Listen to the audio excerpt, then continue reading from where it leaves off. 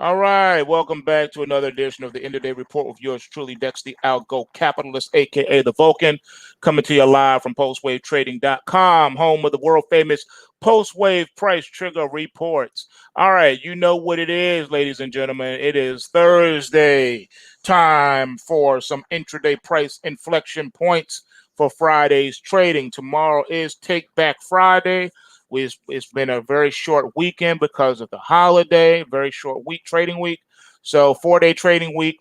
And tomorrow is a very interesting day because not only is it the anniversary of 9/11, but it's a shorting trading week and it's a Take Back Friday. Therefore, I am looking for the 9/11 special. The 9/11 special means that markets typically rally on 9/11 because a week after 9/11, when the markets reopened, that's when the markets hit a bottom and the market started to recover. And they started running advertisements and 24-hour news cycles of the talking head media saying how unpatriotic it was to short the market during the terrorist attack. So pretty much the market should be bullish tomorrow and should close in the green. So that's what I'm expecting. Like I said, rarely have I ever seen or known it where the market falls on 4th of July or falls on 9/11. So they're probably going to have that moment of silence and be talking about 9/11 all day tomorrow, blah, blah, blah. And you're going to hear the narrative put before you. It's just going to be a bunch of nonsense. Okay. So just wanted to prepare you for that. But I do expect for the stock index futures to close positive tomorrow. All right, let's knock these charts out so we can keep it pushing. Okay, so we got gold futures up first. Bullish weekly trend momentum reading coming up here. Market is still in this 2-week, going on 3-week long sideways trading, going absolutely nowhere. However, the bias is still to the buy side of the market. I know, weird, isn't it? For right now, the trade is still to the buy side. That is the market bias. So all pullbacks are being bid up, and I expect tomorrow to be no different. Tomorrow's intraday price inflection point is as follows. Market needs to close above 1948.50. That's $1,948.50. If the market closes above that, it remains bullish. Closes below that, puts it into a bearish perspective. Moving right along, we got the Russell. The ticker is IWM. It's the Russell ETF that tracks the Russell futures. Okay. Right now, the bias now has shifted back to the long side of the market despite today's market activity. Remember, we got this rally alert. Today was day one of that. We got a little bit of upside production before the market reversed. And right now, the trade is still to the long side of the market. And I'm expecting for the market to try to break out tomorrow. Intraday price inflection point is as follows. Tomorrow, a close above $152.62 is bullish. A close below that is bearish. Litecoin. We are still in a rally alert mode. We came into today with a rally alert, got a little bit of upside production. Tomorrow will be day 2. As long as the market can close above $49.40, we should be good. Now, to be exact, we need to close above 49.4088. Closes above that is bullish. Closes below that is bearish for Litecoin. Next, going to the crude oil market, looking at ticker OIH, which is the crude oil ETF. You can see the trade is still to the short side of the market. All right, so right now the market bias is to the sell side. I think we still have a lot more downside production to go from the crash alert. We're getting that nice downside production. Market needs to close above $119.03 in order to put in a short-term bottom. Likelihood of that happening is nil. So therefore, we remain in the bear camp in OIH. Looking at the NASDAQ 100 by way of the QQQ. All right, so we came into today with a rally alert, got a little bit of upside production before the market sold off into the close. However, the market bias is still to the long side of the market. I believe that this pullback will be bid up tomorrow. As long as the market closes above $279.93, it remains bullish. However, a close below that would be bearish. So we need a real monster of a rally for that to occur. And today was just day one of that rally alert. All right, moving on to silver by way of ticker SLV. All right, as you can see here, we're under the auspices of the rally alert. The market bias is still to the long side of the market. As long as the market closes above $25.09, it remains bullish. However, a close below that will be bearish and could signal that we could get a downside reversal next week. Taking a look now at the S&P 500 by way of the ticker SPY. Today was day one. We came in today under the auspices of a rally alert. We got zero upside production, and then we've got that sell-off into the close. So today was just day one. I'm expecting it tomorrow will be different. As long as the market closes above $341.01, it remains in a bull camp. However, closes below that puts it in a bearish perspective, and we could see a sell-off, a major one, next week. Looking at the bond market by way of ticker TLT. All right, right now the trade bias is still to the long side of the market. A close above $163.71 is bullish. A close below that is bearish. Taking a look at Tesla. All right, so today we came into today with a rally alert. We got a lot of nice side production from this rally alert, a lot of upside production there. As long as the market closes above $383.74, the market remains bullish. Closes below that, however, keeps the market in the bear camp. Next one is the NASDAQ 100 futures. So we had a rally alert coming in today. We got some upside production before the market sold off into the close. I believe that this pullback in the market will be bid tomorrow.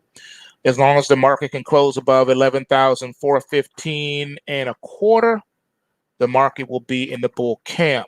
Closes below that, though, keeps the market in the bear camp. All right, and next we got crude oil futures. We looked at the OIH on the ETF side. Now we're looking at the future side. We came in today with a rally alert. We got no upside production at all. However, the market bias still remains on the long side of the market for now. A close above $38.49, though, is needed to turn bullish. A close below that keeps us in the bear camp. Looking at now silver futures, we saw SLV at first. Now we're looking at the silver futures itself. Market bias is to the long side of the market, and we have a bullish weekly trend momentum reading trying to begin here. As long as the market can close above $27.13 tomorrow, the market will be bullish, but a close below that would be bearish. Taking a look now at Apple. All right, so we came into today with a rally alert, got a little bit of upside production before this one crashed and burned into the close. However, it changed the perspective, so now the system has flip-flopped. We went from a bullish to a bearish perspective now, so we have a crash alert for tomorrow for Apple, and we're looking at the trend line support as the initial target on that one. Let's see if the market flip-flops on us again. Sometimes it can be like that. You just have to trade what you see and keep it pushing. All right, looking at Ethereum now. Ethereum came in today with a rally alert. We got nice upside production. I think more is coming. We got a bullish weekly trend momentum reading here, and I think that should be enough to keep it pushing. As long as the market can close above $357.325, you remain in the bull camp. However, closes below that puts you into the bear camp. Looking at Facebook here. All right, so as you can see, we're still getting that downside production from the crash alerts, and the trend line support is the initial target. In order to put in a short-term bottom, we would need a close above $278.325 in order to put in a short-term bottom. Anything below that keeps it in the bear camp. Next up, we got GDXJ. All right, so GDXJ has been, flip-flopping all over the place. We came into today with a rally alert, got a little bit upside production before the market crashed and burned into the close, thus triggering a crash alert for tomorrow. Trendline support is the initial target. A close above 58.7439, which is rounded up to $58.74, is needed in order to remain in the bull camp. Closes below that, however, is bearish. Looking at GLD next. All right, so GLD for tomorrow right now, we're still operating under a bullish bias in the market with pullbacks being bid. All right, so a close tomorrow above $182.56 is bullish. Any close below that would be bearish. All right, so let's see. We got a lot of talking going on in here. Let's see what we got. Okay. All right, we got a few requests. I'll go ahead and add these right quick. We're doing one by one. All right, so we'll do a first order. All right, so the first one we got here is the ticker is WY on the New York Stock Exchange. It's Weyerhaeuser, I think that's how you say that, if I didn't mess that name up. All right, so let's see. We came into today with a rally alert, got just a slither of upside production before a crash into the close. Still remains under the auspices of a rally alert. Trade bias is still to the long side of the market. A close above $29.08 is needed to put in a short-term bottom and turn bullish. However, a close below that would be bearish for this particular market. Moving right along, next one we got here is RYAM, New York Stock Exchange as well. All right, Ryanair. All right, so this one still in a bear market. See the little red grizzly bear in the corner here. You know. All right, so you have a rally alert. We got mad upside production for 3 days in a row from the rally alert. Looks like it could do a lot more than that. If you're long this market, you want to go ahead and move your stop to lock in a little bit of profit here. What is needed is a close above $3.41 to maintain a bullish outlook. Anything below that, though, brings in a bearish perspective. All right, so that's that one. All right, the next one we got on here is, let's see, PCH on the NASDAQ. All right, this is called Polachdelic, whatever, however you say that. Polachdelic, or I don't know. Polachdelic, we'll just say it like that. All right, so you came into today with a rally alert here, got a little bit upside again before the crash and burn into the close. The trade bias, however, though, is still on the buy side. Looks like we're expecting that the market tomorrow will be bid. All right, so as long as this market can close above $43.87, you put in a short-term bottom, but a close below that would be bearish, and it would mean that we could see massive selling for next week. And that's in a lot of these. A lot of these where you came into today with a rally alert, but then the market crashed and burned into the close. We could get a bearish sell signal if the markets don't get a decent close tomorrow. So just heads up on the majority of these that had the similar analysis, where they had the similar chart patterns that developed today. All right, so the next one here is Roku. All right, let's see here. This ticker is ROKU. All right, so here's how this was looking. So we have the crash alert here. We got this massive downside production. Now the market's just trading sideways, but the bias is still to the sell side of the market, with all rallies being sold. Rallied here, sold off. All right, so trend line support is the initial target under this bearish weekly trend momentum reading. A close below $164.52 is bearish. A close above that puts in a short-term bottom. All right, let's look at the next request. All right, so the next one we got here is Netflix. All right.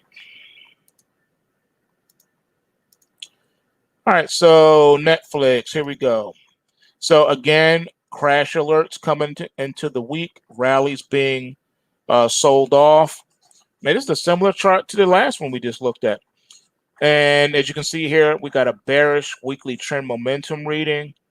Markets already exceeded the initial trend line support.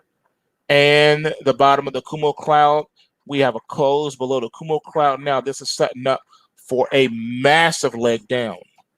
All right, so if you're short this one, try to find a spot where you can lock in some profit just in case there's a nasty upside reversal tomorrow.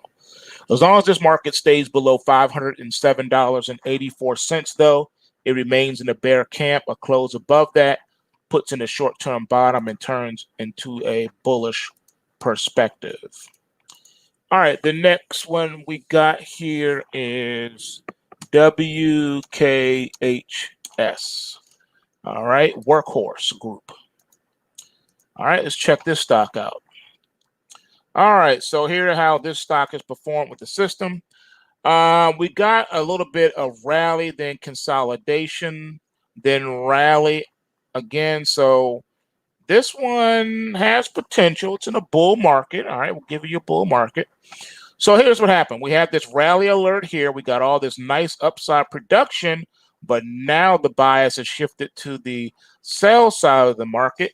All right, so we have a crash alert for tomorrow on this one, with the trend line support down here being the initial target. Now we got to talk about it just a little bit. So the last crash alert we got a little bit of downside production there before the reversal. The one before that one, again, just a slight little bit of downside production, then reversal. The one before that one, we got, again, slight, and then a reversal. And the one before that one, though, was very productive. The one before that one, no production at all. The one before that one, slight production before reversal. One before that one, we got a nice production downside before reversal. And the one prior to that was a nice downside before reversal. So it's been a mixed bag with how this thing has been moving. It's just been, moving all over the place. So I never ignore rally and crash alerts ever. So I would still take heed to this. If you're long this market, look for a place to lock in some profit, but also keep the watchful eye for the crash alert for tomorrow. All right, got to look for that. Now, here's why I think this crash alert will be significant for this one tomorrow. All right, even if it doesn't happen tomorrow, but waits until Monday, I think this crash alert here could be rather significant. Couple of reasons. We're long in the tooth on this bullish weekly trend momentum reading. All right, long in the tooth here. That's number one. Here's number two. You got this gap right here that has never been dealt with. Got this gap right here. Got to deal with this gap. All right, got to deal with it. Can't ignore it. I do believe this could be the crash alert that gets you here. That's why you need to be really watchful in tomorrow if you're long this market, okay? Can't stress that enough. Cannot stress that enough. All right, let's see here. Yeah, we do trade DIVI on the crypto space. We do. Let me see here. Give me just a second. Give me just a second. I don't know if the chart works on this one yet, but I have the data. So I'll just give you what the reading is on the DEVI, on the USD. I'll do it from the USD report. All right, so DIVI on. All right, so yep, the chart's jacked up, but I can give you the data. All right, so this one for tomorrow has a crash alert on it. Okay, a close tomorrow above 0.0395 is bullish. Okay, a close below that is bearish for next week. Keep in mind, Friday for cryptos starts Thursday night at 6 p.m. Eastern Standard New York time and runs until 6 p.m. Eastern Standard New York time on Sunday night. All right, that's a Friday for cryptos. Don't ask me how and why, because I cannot answer that question for you. I can only tell you based on the way that these crypto markets have been constructed, that's how they move. I know. It's just what they do. If you look at their weekly charts, they start their week on a Sunday. So Friday lasts until Sunday.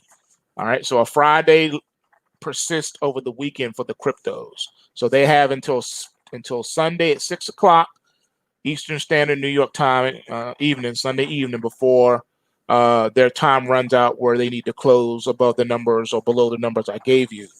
And then that opens the door for how the markets will move going into the following week. All right. All right. So that's all I got, folks. I hope you guys are ready. Now, I need to inform you guys, too. Hold on 1 second. Don't go nowhere. You got to hear this. Okay. So tomorrow is the really, really, really, really, really, really big, really important jobs numbers that come out 8:30 Eastern Standard time, 8:30 a.m. Eastern Standard New York time. All right. I cannot stress to you how big that number is. It's probably the most important number we have had and will have all year. If that number is super whack, you could see chaos in the markets tomorrow. Now, let me also say this. Because it's 9/11 and because the Fed is backstopping and controlling and manipulating to a degree these financial markets, I would not be shocked either way if the market rallied on terrible news or crashed on bad news. So I don't know. The news could be super whack and the market rally tomorrow because it's 9/11 anniversary. So just if you're going to be trading tomorrow, which I don't put on new trades.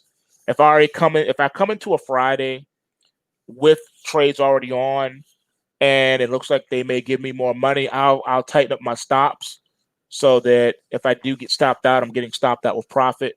But I'm not going to initiate any new trades because we live in extremely uncertain times and things normally like to jump off on the weekends when the markets are closed where you can't do anything about it.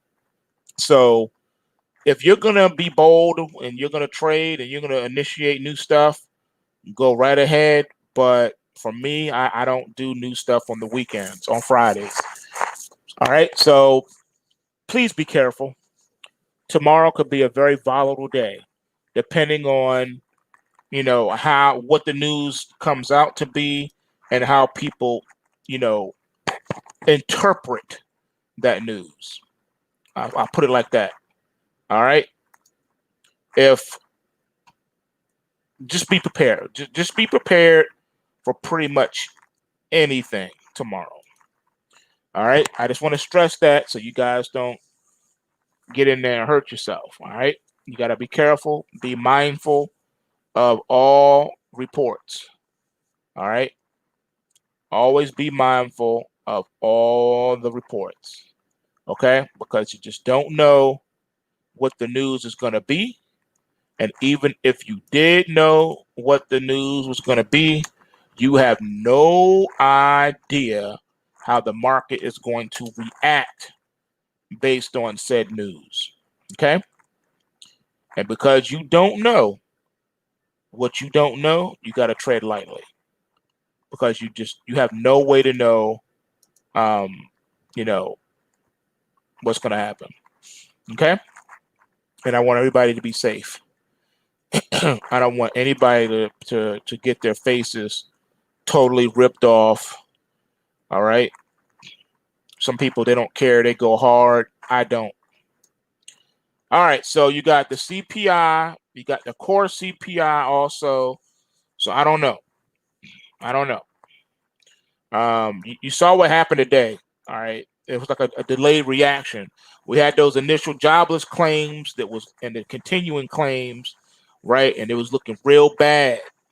And then you had the PPI that came out too, and wholesale inventories that came out today. And that's what made the markets crash into the close. Now tomorrow you got the consumer price index and the core CPI and federal budget at 2 o'clock. I don't know. That consumer price and core CPI at 8:30 tomorrow and 9:45 respectively could be game changers. I don't know. It's weird, man. Like I say, it's a weird week, holiday week with all these big numbers. So could the markets reverse tomorrow? Of course they could. Could they also continue to fall? Yeah. I just want everybody to be mindful of it and don't get yourself tossed up. All right. With that being said, you know what it is, PulseWaveTrading.com. And remember, bulls make money, bears make money, and pigs get slaughtered. So remember to take what you can and give nothing back. And I'm out. Peace.